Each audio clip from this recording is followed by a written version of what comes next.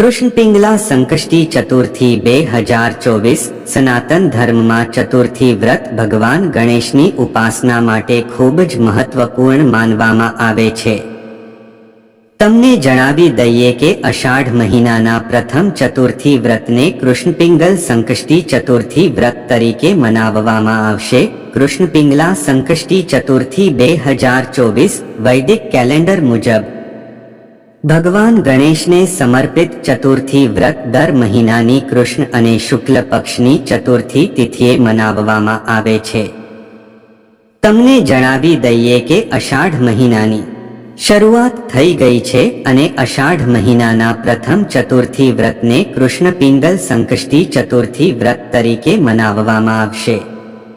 આ ખાસ દિવસે ભગવાન ગણેશના એક દાંતવાળા સ્વરૂપની પૂજા કરવામાં આવે છે।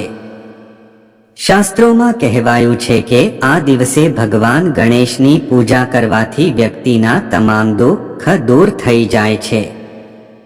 ચાલો જાણીએ કૃષ્ણ પિંગલ સંકષ્ટી ચતુર્થી અને શુભ સમય। કૃષ્ણ પિંગલા સંકષ્ટી ચતુર્થી વ્રત 2024 તારીખ વૈદિક કેલેન્ડર મુજબ અષાઢ મહિનાના કૃષ્ણ પક્ષની ચતુર્થી તિથિ 25 જૂનની મધ્યરાત્રિ 1:23 વાગ્યે શરૂ થઈ રહી છે અને આ તિથિ તે જ દિવસે રાત્રે 11:10 વાગ્યે સમાપ્ત થશે।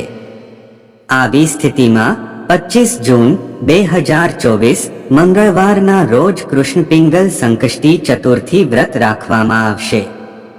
સંકષ્ટી ચતુર્થીના વ્રતના દિવસે ચંદ્રદેવની પૂજા કરવાની પણ પરંપરા છે। આ દિવસે ચંદ્રોદયનો સમય રાત્રે 10:23 પર રહેશે। કૃષ્ણ પિંગલા સંકષ્ટી ચતુર્થી વ્રતનું શું મહત્વ છે?